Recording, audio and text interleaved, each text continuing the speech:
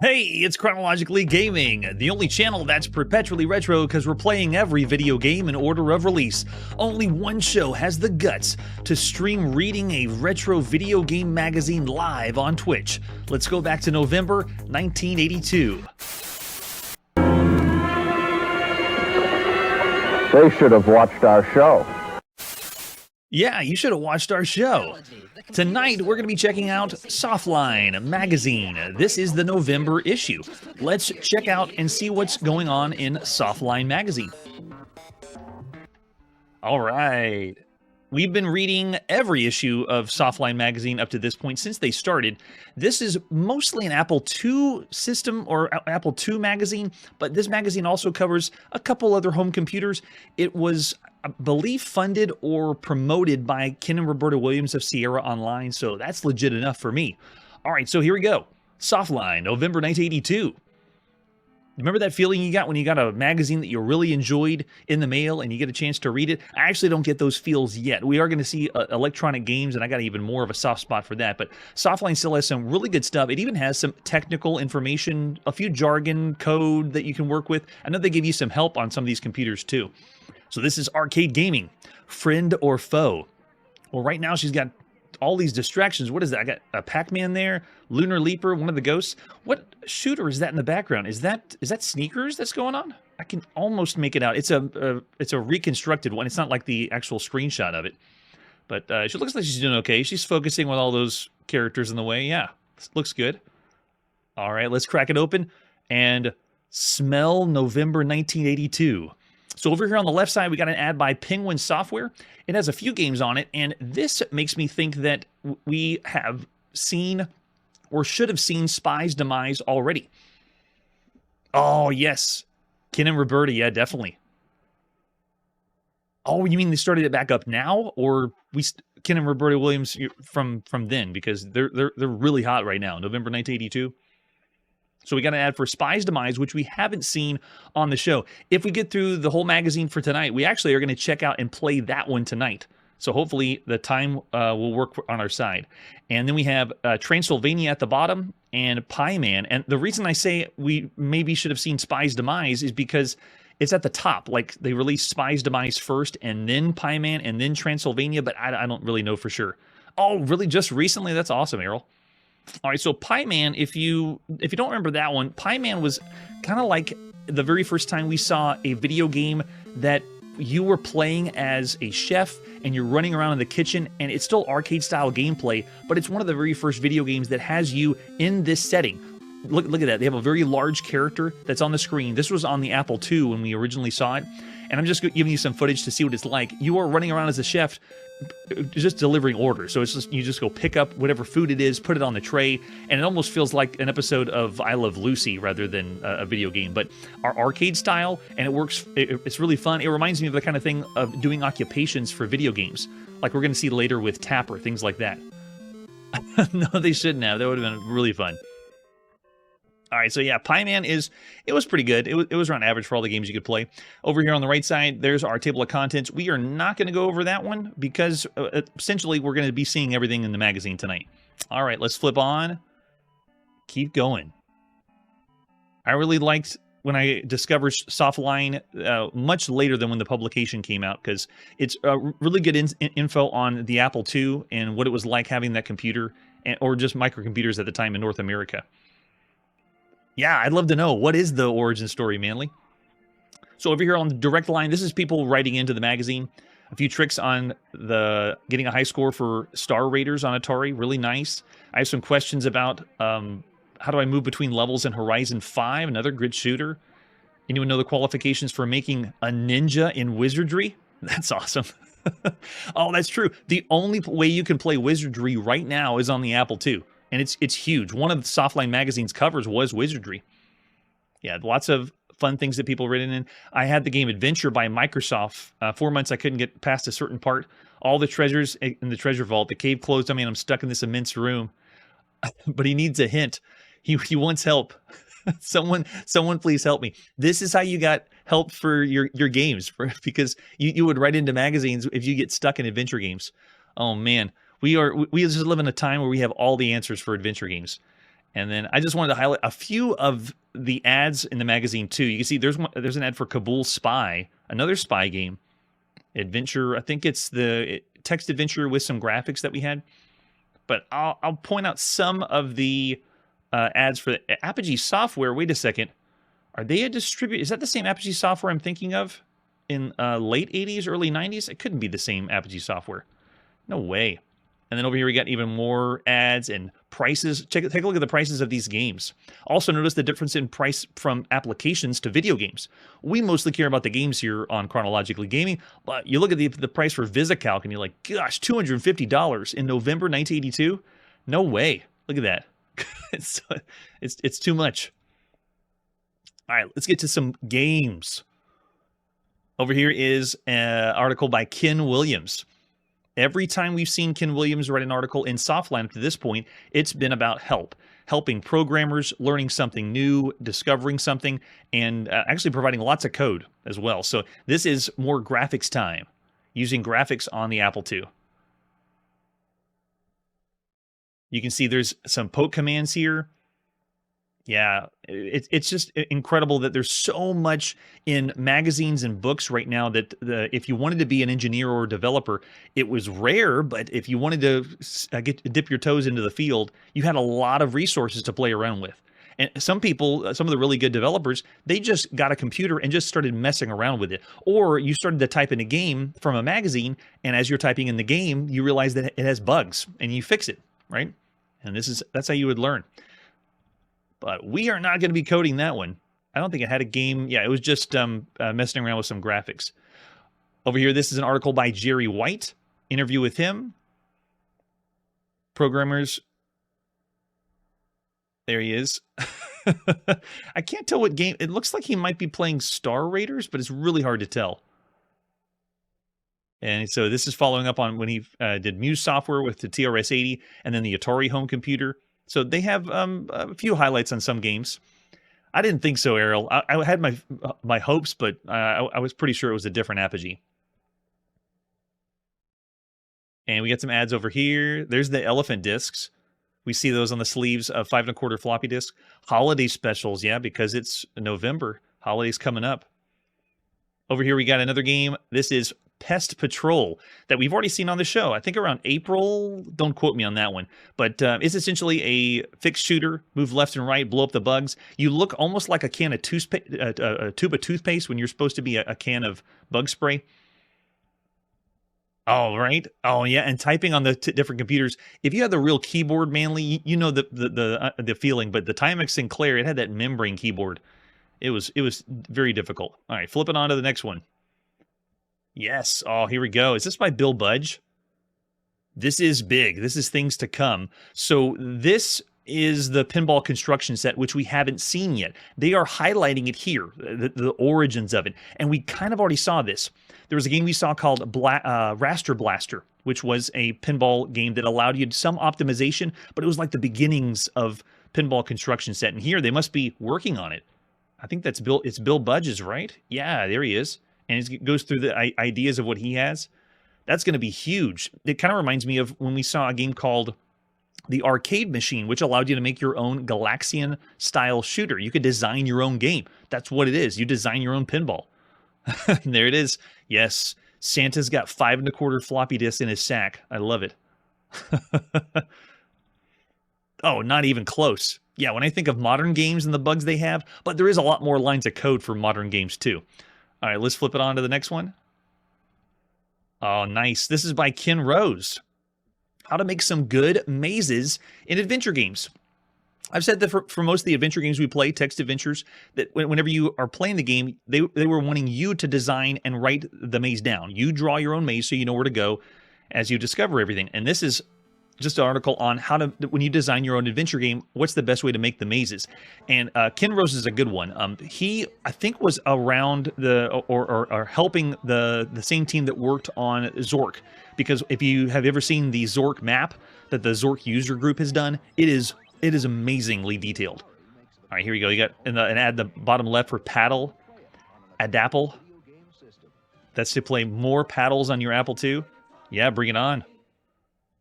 And then we got over here. Oh, yeah, we got a game. What is it? The Labyrinth of the Minotaur. Nice. So a type-in game. At this point, we played over 80 type-in games on the show. Not even close to exhausting all the type-in games that would be possible. And we didn't see the Labyrinth of the Minotaur. If it's really good, tell me and we'll play it. But otherwise, we've snoozed past quite a bit of type-in games. And Palpuck, I don't think so. All right, here we go. Let's go to the next one. More of the code. What is this one? Oh, we've seen this before. It's a fantasy game character generator for all those that are playing Dungeons and Dragons right now. You know who you are. And over here we got an ad for Atari Sound. Yep, same thing. They're giving you lots of help on poking that pokey chip. Oh wait, no, is this Atari? Yeah, the Atari chip. So the Atari 400 and 800. Poke the pokey chip and get some good sound out of it.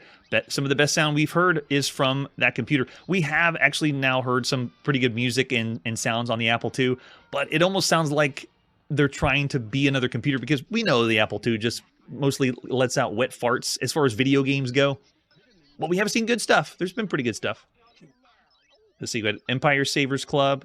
Yep, saving on Mount for the game, and then lots of sample programs too. I would equate the sample programs to demos. It's like a mini demo scene of November 1982. All right, look at this one. Yes, Don't Kill the Leapers, Lunar Leaper. Oh, nice. Now this one has some of the later level screenshots down at the bottom. Now this is available for both the Apple II and the Atari home computer, and if you need your refresher course, this is Lunar Leaper we first saw it on the Commodore VIC-20. I would say this version is the most impressive looking and playing version of Lunar Leaper. This was done by Chuckles or Chuck Boucher, and the other ports that we saw, they were good. They worked well for ports for Lunar Leaper. It was just really impressive. Look at this. This is from the Commodore VIC-20. It looks too good. I had the most fun with this one, but if you really want to have a good time, it's basically like a Defender variant, going to rescue different creatures on an alien planet. Lots of fun, though. Yeah, love me some Lunar Leaper. Right now, it's one of the top-tier games you could play on all home computers. Yeah, Paul, I wasn't aware of this one until much later, the Softline one. It was heavily endorsed by Sierra. You can see here, we got another ad for Lunar Leaper that Sierra did. All right, here we go, the cover story. Home arcades, mania or mantra. And this article is just going into what is the benefit of playing all these video games? Are the video games helpful? Are they good for kids? Are they keeping them away from homework and so forth? So it's a study on that, which is really funny. Unless you're a psychologist at the time, I don't think gamers really should say if it's good for kids or not. Like they're talking about the stress how microcomputers and video games will help let the stress off, and just having the pleasure to go to another world and play games is good and healthy for you. Yeah, right. Oh man, look, and who's that? Someone's playing. Oh, he's meditating, playing his games. I think is that. I believe it's Minds of Minos that he has on the screen. I'm not sure. I can't tell.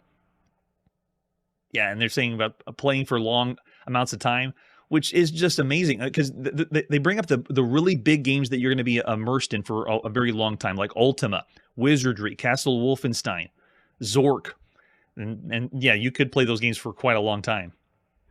I don't know if it's a cause for concern. Everyone's going to be okay. We all turned out all right, right? Everyone in the chat? Yeah, we're all right. All right, here you go on the next page. We have a really interesting article. This one is, if you're a few points away from your high score, the last ship blows up. It's hard to take video games seriously. Some city governments take them seriously enough to ban video game machines from the city limits for fear they encourage youngsters to engage in antisocial behavior. That's right. They're saying that Silas Warner's Firebug is a game that is encouraging arson, so they ban Firebug. Because, yeah, the object of Firebug is to burn walls, dropping gasoline cans. It's not incredibly realistic. In fact, if you remember Firebug, it runs on low-res mode, which is kind of rare. We usually see most games on the Apple II on high-res mode, but it's burning a bunch of stuff, and they said, oh, we can't have this game. Firebug's too crazy. Yeah, right? Can you believe that they're banning video games? Well, we've seen banning video games all the way back to the arcades back in the 70s, but it's pretty rare. Yeah, right. Video game banning is just crazy. So here's some ads down at the bottom. We have Word Race. Not going to play it. And then 3 new games. Yeah, we're not going to hit on every educational title that's out there. Yikes. And then we got the game line. This is what we want to see. We got Frogger. Release of Frogger, and we have seen lots of Frogger official on plenty of home computers. At this point, we've seen it officially on the TRS-80, on the Atari home computer, the Apple II, and so I don't think we saw it on the VIC-20 yet. It hasn't been official on the VIC-20, but this is great. Original Frogger, Sierra Online brings us the first one. It's excellent. Yeah. Oh, right, Ariel, it's the same kind of idea, right? Yeah, the very first one I can remember, Pal Puck, was Death Race. The first time anyone wanted to ban a video game. You can't drive those video game cars over people. That's crazy. I think every time we're going to see banning, we're going to refer to the Satanic Panic 2, Ubicore. And here's one we just saw. There's Sea Fox. That one's by Ed, I believe. Where is he? Yeah, Ed Hobbs. And that plays fairly well. Gave it an average rating for all the games at the time. It's a new take or a variant on Sea Wolf. Sea Fox. And then they even say, while the graphics of Sea Fox aren't as breathtaking as in Star Blazer, because, similar company, they're nevertheless colorful and enjoyable, and all Sea Fox is quite entertaining. Now, every one of these articles about the games themselves, when they are ranking them, you have to read the whole thing. There is no number system that they use in Softline, so you can't be like, this is a 6 out of 10. They're not doing the chronologically gaming treatment, basically. Oh, it's possible, Parada, yeah. All right, and then we got sound effects system. Nice in the bottom right corner. Flip to the next one. You can see it's lots of reviews about even more games. We got Starcross. That's the newest Infocom one. Sci-fi text adventure. Same level of quality that you get from Infocom. I would still argue Zork is a bigger one, just in my personal opinion, just because the world seems larger to explore. And then over here is an interesting one. Does anyone remember Salmon Run? Did anyone remember when we played that one? Salmon Run was another one of those games that I just couldn't believe that it existed, that someone made it. This is a quick example of what it was like. It's not a shooter, but you are scrolling vertically on the Atari home computers where we played this one. It's just you playing as a salmon and trying to get upstream. Just the funniest concept.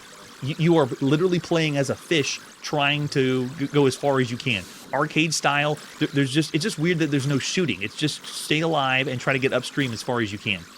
And you can see here, this mode is going really slow. You can end up scrolling faster. You need to be able to know when to flap your tail and stuff. So just crazy that this kind of a game exists. All right, so after Salmon Run, we got more discounts in the bottom left. And then over here on the right, we got, Galactic Gladiators Strategy. Yeah, that's by SSI. We've seen, I believe, 2 versions or 2 ports of that one. Here on the show, we play every single video game, and that includes all ports and types of games. The only thing that we have to kind of put a limit on is every type of disc or cartridge or medium that it's on, because some games on one system, like the Atari home computer, is released on 3 different mediums. So we don't play every single cart, disc, or cassette tape if they come on all 3, because some systems do. All right, and then we got, down here, is that analog joysticks? Yeah, there we go. Analog joysticks for the Apple II, TRS-80, and IBM. Oh, they bring up IBM personal computers. Nice. Oh, I hope not. No, Paul, I don't think so, because isn't one of the inspirations for the arcade game that, that's right, wasn't Dandy done by APX? So I don't think we're gonna keep seeing APX games pretty soon. And Dandy end up being the inspiration for Gauntlet, but that's way in the future. Yeah, that's right. All right, then we got Escape from Rungistan. We have seen this one on the show. Great graphic adventure game. Has lots of animation, graphics. Look great. So I highly recommend this one. This one's a pretty good one. They call it it's like Kabul Spy, and it's really not. This one has more going for it than Kabul Spy. Rungistan is easy enough for beginners. Puzzles are otherwise challenging enough for the average adventurer.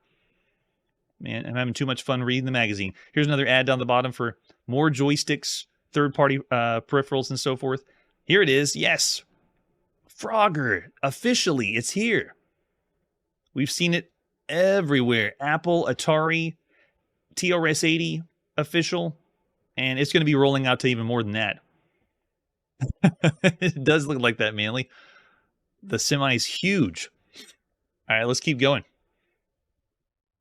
So this one's part 2. Hey, Brian Fitzgerald. We just saw Brian Fitzgerald. What game were we playing? I'm going to look at my notes. I know we just saw a Brian Fitzgerald game. It wasn't Spider-Man, was it? Yeah, it was Sheila. It's the same. Is it the same Brian Fitzgerald that did Sheila? We just saw that one. So this one is his part 2 of making mazes. And he should know. I mean, we just played Sheila. That one was a cool one. So here's the... Oh, nice. It's explaining how to do 3D mazes. And then the code for it. Awesome. Thanks, Brian.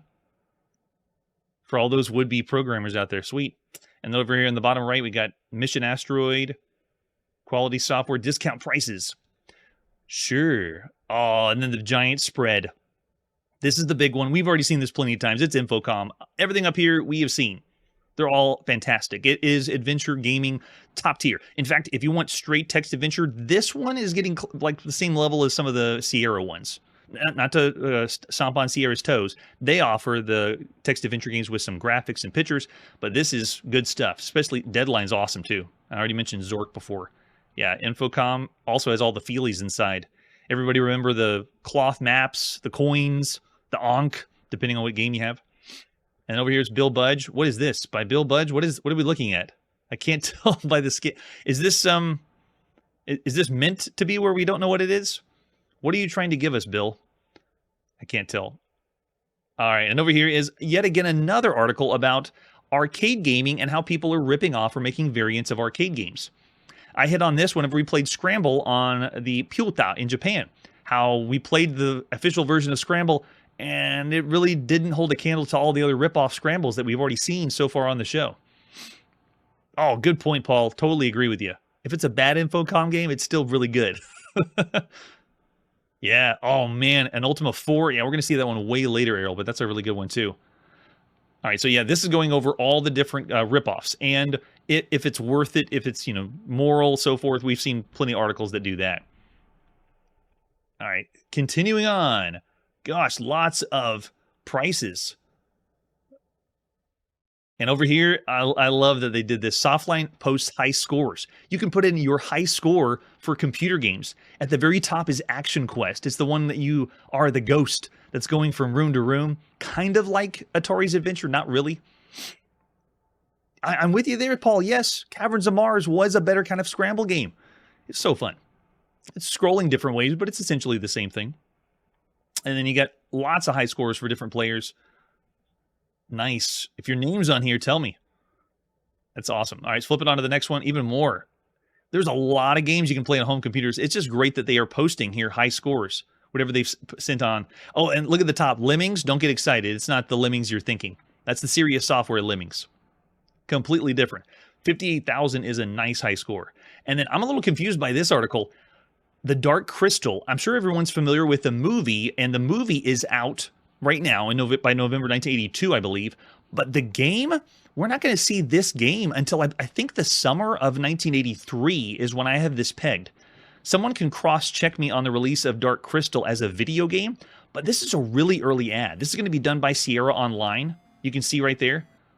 It's essentially a text adventure game with a few graphics, but this is a really early ad. We're not even going to see that for a while. And then on the back, oh, definitely, Prisoner 2. We already saw this when we played The Prisoner, him punching through the screen. Love it. Welcome to your breaking point.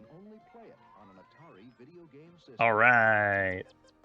So there you go. That's what Softline magazine it was like in November 1982. Now, what we usually do is if the magazine is long enough, we we just read the magazine for the whole show. But because we still have some extra time, let's actually play something from the magazine. We haven't done this before on the show. Let's check out Spy's Demise, the first time that we've seen it here on Chronologically Gaming.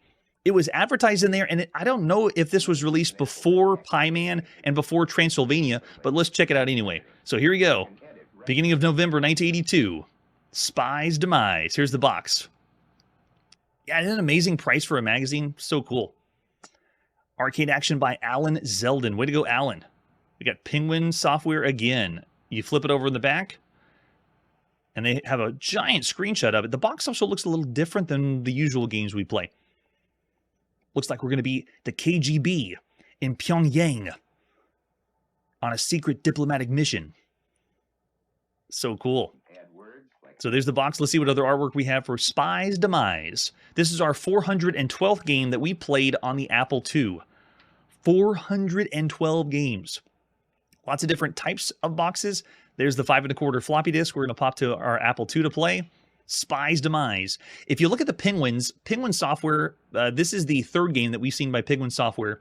Pie Man and Transylvania were the other ones. Every single one on their box, they dress up or do something special with the Penguins. Kind of a nice touch. A little homage, if you will. Oh, maybe? We've already seen an elevator-style game, but we'll get to that in a second. All right, here we go. There's the manual for Spy's Demise. Tell us how to play. There's 2 ways to play. Keyboard, regular joystick, and Atari-style joystick. How about that? 3 different ways to control. The idea is reach the top of the building. As you cross each floor, you move up a level. Avoid the guards. Occasional flashing secret spy decoder rings are worth bonus points, and the faster you get to every floor, the more points you receive. So it's a score attack, go as fast as you can. It's an arcade-style game for the home computer. This is the very first time we've seen anything that Alan Zeldin has done. Maybe it's the only thing Alan Zeldin has done. If you want to drop me a line, Alan, you can tell me if you did more. After you work your way to the top of the building, the screen clears, you get a secret encoded message. And wait, you may win an official Spy's Demise t-shirt. Sweet. Does anyone have the t-shirt? So after you get the message, you go into more and more difficult games, and the game continues ad nauseum, faster and faster. So it has a puzzle to solve. That's cool. Like hidden in the game. And then we have a disc replacement. Look at another penguin that's here. Very nice. Oh, Ubicore, I love that movie. 1984, I believe. It's a giant ad for the Atari 5200. All right, let's pop in and play some Spy's Demise. Penguin Software in the beginning of November 1982. Nice, look at that. Paddle, keyboard, or Atari. Oh, let's go. Paddles it in. Paddle in. All right, so I'm at the very bottom left of the screen. There's my spy waddling around. You can barely see me, but you have to avoid the other spies, which are just moving on a track. See the other enemy spies? They're just black figures. If you make it to the far end, then you kind of automatically elevator up. I didn't have to do anything. It automatically rose me up. Get some bonus points there as I walk along. And then, yep, get to the other side, and it just automatically raises the elevator. So I'm not actively involved with using the elevator. I'm essentially just moving left and right and dodging the other spies that come across. Let's see if we can keep going. Oh, I want the gun. Can we shoot the gun? I just picked up a 5 1/4 floppy disk. That's cool. Gotta go nice and easy. So it's just about timing. You can see me wibbling a little bit because I'm using a paddle control, but you would have the awesome control of the Atari VCS joystick if you wanted to, which I highly recommend if you're going to play the game. No, I can't believe it. Is that all the lives? Yeah, that's it. It keeps the high score up here. Do we get to put it in? We do. That's amazing. Okay, so I was able to actually put in the wrong letters, but you can actually use the joystick for it. That's cool. All right, so let's go P for paddles again. And die immediately. Right behind my head of our number of lives, we have 6 lives they give us. Very, very generous.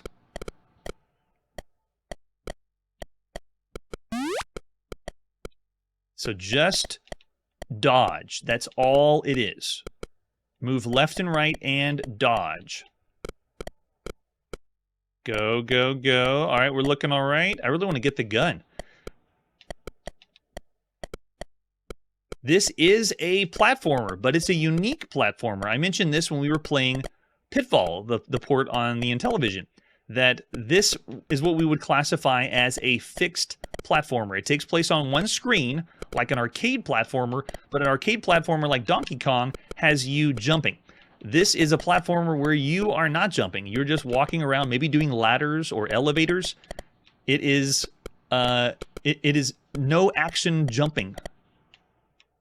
All I'm doing is walking back and forth. But this one, I don't even have the control to climb the ladders. It is nice that they're saving my position. Notice that every floor that I die on, it just immediately brings me back to the same floor. So I'm not starting way at the bottom every time. So nice. We have checkpoints. I always love those. And yes, this is making me excited for Cloak and Dagger, especially the fake one that was in the movie that never really existed. That was more like an arcade game. There it is, made it to the top. And then move on to the next one, get the camera. Did anyone see any of the clues? Because now we're on the next screen. I didn't see anything. But dodge it all, get to the other side. Elevator brings us automatically up. We're looking pretty good. There we go. So up to this point, this marks the 27th game that we played. That's a fixed platformer. One screen, no jumping. If we can survive, I don't know if we have enough lives for it. Some of the really big or popular fixed platformers we've seen up to this point have been the Panic games. Space Panic or Apple Panic. Those are very, very good fixed platformers. And then another example would be Beer Run, which takes the same formula or an idea of the Panic style games. And then we played in the arcade Naughty Mouse and Super Mouse. Those are other ones where you're just climbing ladders. There is no jumping, but it is from this view. Then we also played Dockman and Portman in the arcade. Well, one of the best ones that we ever played in the arcade was called Monster Bash. I recommend checking that one out if you haven't seen or heard of that one. And then the best of all fixed platformers, in my opinion, is Burger Time. That's the other one that's huge right now. Oh, yes, even though I got the gun, I'm hitting the button. I cannot shoot anything. So this is not a precursor to elevator action. There's a better game we played with elevators on the Atari home computer that feel more like a precursor to elevator action. This one, not so much. There is another game with elevators we played on the Apple II called Bellhop. It was one of the first games that Gary Kitchen had ever done, and Bellhop feels closer, but you still have control over the elevators in Bellhop. That one's another occupation game. You're playing as a bellhop, going from floor to floor. But yeah, it's this is being used by the Graphics Magician, which is a software program that you use to make high quality graphics. I would see it used more in adventure style games like making the pictures, because at this point we played games that use the Graphic Magician, like a Dragon's Keep or Transylvania, which is also by Penguin Software. Oh, go! We dodged it. Nice. Yeah, easy peasy. I like the fact that we got checkpoints, but I got to be honest with you, this doesn't feel as much like a fixed platformer. You know what this really feels like?